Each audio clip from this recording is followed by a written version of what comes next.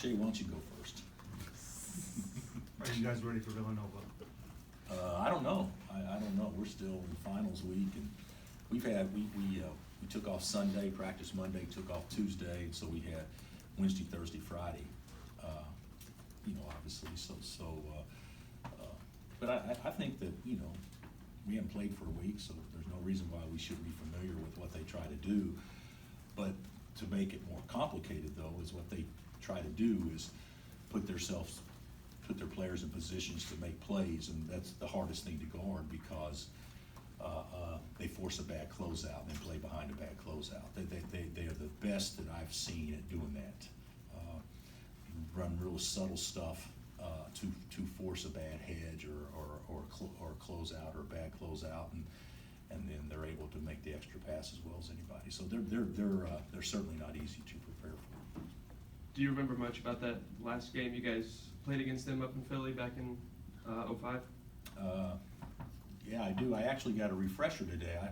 I actually read the Athletic, and Dana O'Neill did a big story on that today, and it brought back a lot of fond memories. I didn't know they went on a 34-6 run the second half. We were up 4 at halftime, and they go on a 34-6 run. I think there was one walking call I disagreed with that totally changed that game. That's a joke. There was a lot of things that changed it, but it was a terrible weather deal. We got snowed in.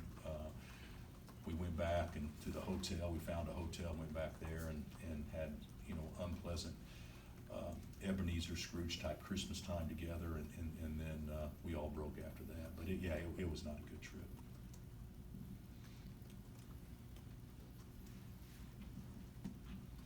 How would you assess your three-point defense so far this year? Numbers good. Numbers very good. Attempts poor. The thing about it, and I said this before, I do think there's a reason why teams shoot more threes against us because of our size and maybe Doak. I don't believe that we've done a good job of running teams off the line like we should, even though I think that we've done a decent job guarding it. But I feel like we need to do a better job of running guys off the line and make them play inside the arc a little bit more than what we have. But numbers-wise, what are we, about 30% or 29 or something like that? So I would have to think that probably ranks in the top 30 or 50 in the country. I don't know that for a fact, but so it hasn't been poor. And if you take away one game, it's been really good statistically, probably close to 25%. But opponents are taking too many. And Villanova's averaging 31 a game. We're giving up 28 a game. I mean, so you would think that this could be a game they could shoot 35 on us. So we got to do a better job running them off the line. How has the extended three-point line affected your offense, whether it's opening more passing lanes to drive to the hoop or shot selection from perimeter? I'll be honest. I don't think it's affected as much.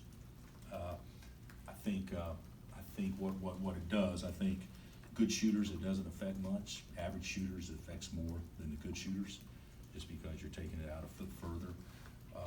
I think that we were going to be a team that probably shot. I could be wrong on this, but we're about 33%. I think Jesse probably knows on three-point attempts this year, which is about what our teams have averaged in the past, with the exception of when we had Devontae Frankenspee and Malik and all those guys. So I don't think we're far off, but I don't think it's affected as much. I think we'd be playing the same way regardless if the line was where it was last year or now.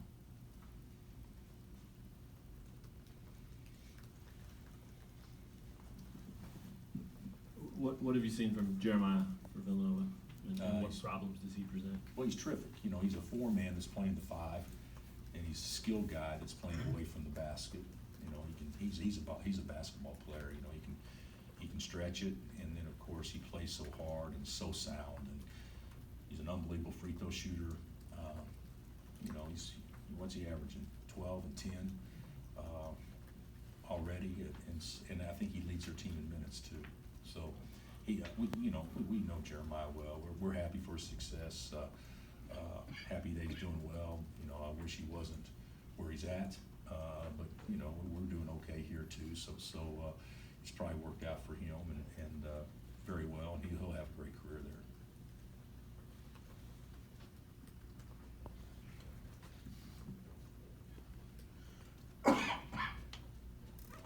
Anything else? You mentioned you need to run people off the three-point line a little bit better.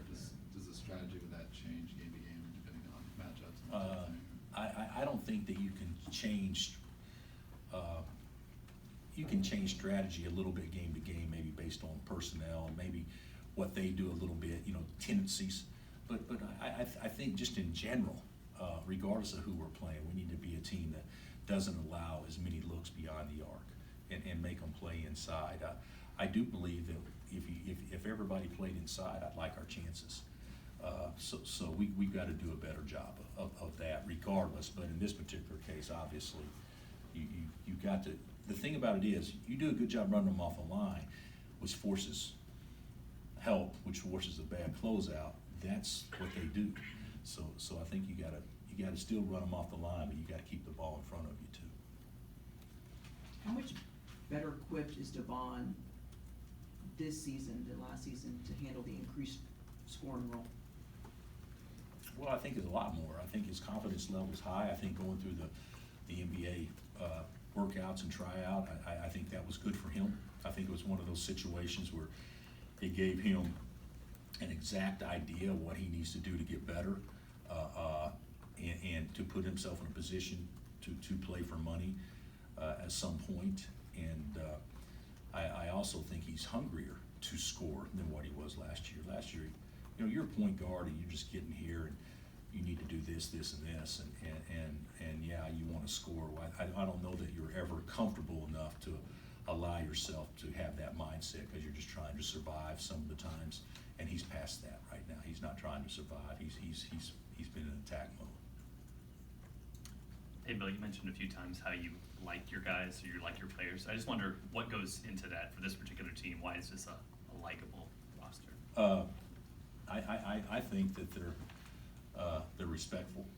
I think that they're hardworking. I think that they're pretty responsible. I think they actually like each other. I think that they work, and I think it's a good mix. I think it's, you know, we've always had great kids, don't get me wrong, but sometimes pieces just seem to fit better off the court than other times, and based on what everybody tells me, as they say, coaches, we all get along so well and everything. So I think that's you know, they seem to play for each other for the most part, not always, but I think there's some good qualities that all good teams have, and you know, we've got some of those. Have you seen as much zone as you thought maybe you would? No. Through 10 games? And to be honest, we've been better against the zone than a man. I mean, Marcus Garrett makes us that way. The teams that have played us zone, we've either shot it well when they went zone, like Colorado started zone because we went big, and David makes the first 3 shots. So we've had some good things happen when teams have played us zone. But I actually think we're, you know, it doesn't mean you're always going to attack it right or whatnot. But I am surprised that teams haven't played us more, but we've actually attacked it fairly well whenever they have. Do you have any idea why? What, is it just a comfort thing? You guys I think Marcus Garrett is about as good as I've coached as far as getting in gaps and making plays. He does some subtle things that makes the game a lot easier for everybody else. And if you watch us when we've been good against the zone, he's been in the game. So I think that's probably as much of it as anything. I also want to just get your thoughts on, you know, I know Villanova has history going back to Raleigh and the whole stuff, but this rise that they've been on over the last 8-10 years, whatever it is, I mean, have you seen much like that in college basketball, to get a team coming out of nowhere like that and then sustain it like they have? I mean, Gonzaga, plus you add 2 national championships to it. I mean, it's great. Somebody asked me today, you know, Jay's looked at differently now that he's won national championships, and I think coaches would beg to differ on that, because coaches have always known. he's good. I mean, he's good, he's tough, and guys play the right way, and they compete. I mean, they play hard, and we'll get an unbelievable effort Saturday. But what they did over, you know, we can brag about what we did over like a 5-year period, where at that time I think we won the most games in the history of the NCAA. Well, what they did in their period exceeded that. You know, I think they have the most wins over a 4 or 5 year period of any team in the history of basketball, and they won 2 national championships during that period. So, I mean, you know, what they did obviously is going back to Duke in the early '90s with Leitner and Hurley and those guys and Grant. It's very impressive, and they're going to continue to be good, you know, and they should be. I mean, there's no reason they shouldn't be. They'll continue to be good as long as the same people are in place. Bill, going back to Nova's game against Baylor, can you just talk about what enabled Baylor to be successful, and also from a Baylor standpoint, since you'll play them 2.5 weeks after this game? Well, the thing that, you know, Baylor is good. I mean, Baylor's a top 11, or should be a top 10 team, and they're good. And that was 2 good teams playing, and it was a coin flip game. Could have gone either way. And Baylor made some plays late, but I think what's different about Baylor this year, they're playing man. You know, they're only sprinkling in zone, where in the past they sprinkled in man. It was a very good game, and 2 teams that are very good, that have very good guards and are capable of going and getting their own.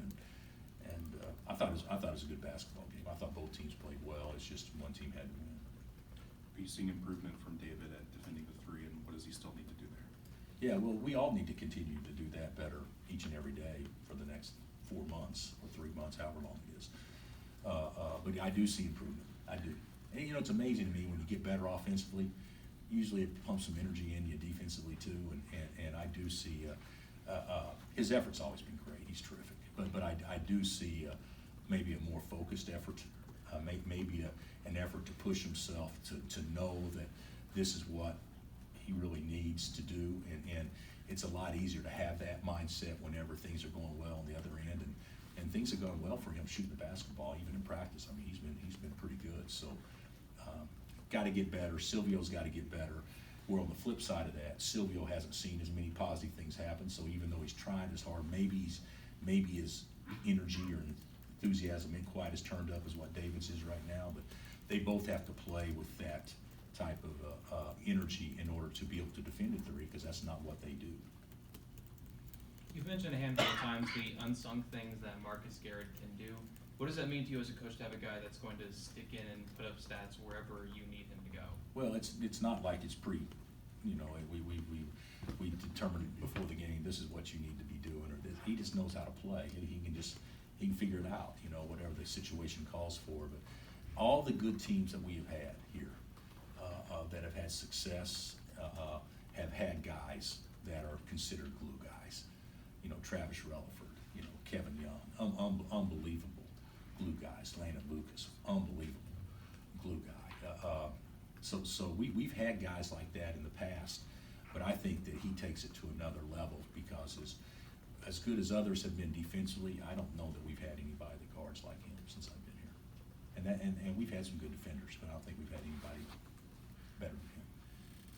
Since the game is at noon, will the guys get a head start on their travels for Christmas? Yeah, I don't have all their schedules, but it is better than playing at 8 p.m., so they have to wait till the next morning to fly out. But all our guys will fly out after the game from Philly to their respective destinations. So everybody should be home on the 21st and then coming back on the 26th. So technically 4 days off, but what's that? Is that 5 nights? So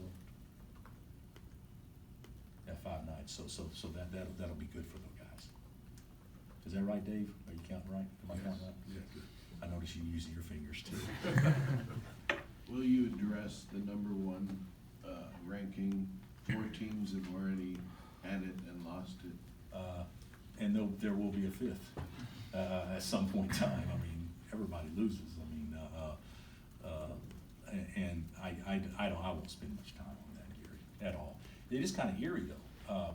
Last year we were right number 1. We played Villanova, if I'm not mistaken. We just got it, right? Yeah. And then we were ranked number 1 when we went to Villanova in 2005, almost on the exact same date. So one of them worked out, one of them didn't. But I won't make a big deal out of that. It's too early to be doing that. I wouldn't do it even late. As long as you just want to be in the game and hopefully play your best when it counts the most. What have you seen from Udoka as far as leadership? He had a moment out there the other day in Spread Center where, I mean, he got after Christian a little bit. It just seems like maybe he's more comfortable in that role this year. Are you seeing the same thing? Yeah. It's his last go around, and he's been told for 3 years about what leadership looks like and that kind of stuff, and he's trying. I mean, he's growing up. People still forget. Has Doe turned 20 yet? Did he just turn 20? I mean, he's still young, but he's done great. His effort in practice, which is a great way to be a leader, is also by example. It's just been incredible. And the other thing that he has done is when things don't go well, he speaks his mind. Where before he's always held his own cards close to the vest. So I'm proud of him for that. He has improved. Is there anything you particularly admire about what Jay's teams do, or what Jay's been able to do when it comes to X's and O's? Yeah, I think that they play as hard as anybody, and they fly around. Watching the game here last year, that was 2 hard playing teams play here last year. They guard, they don't beat themselves. But what I think that they do the best job of is not running plays, but allowing players to be players. They do a great job of footwork. They do a great job of pivoting. They do an unbelievable job of doing some things that maybe people stress, but not at the level that they do. And it is the way that they play. And all 5 being threats, it forces them all to be players. And so Jeremiah playing the 5, there's nothing for him to catch it beyond the arc, shot fake, and go force help, and then penetrate pitch. That's what that team that they had that won in 18 did so good. They had 5 guys you had to guard everywhere. And I think that's something that they do as good a job as anybody, as far as all 5 spots being basketball players. Like with us, if they had Doak, they wouldn't play that way probably. But with us, we can't play that to that extreme that way. And we take pride in guys making plays and being able to play behind the play as opposed to running plays.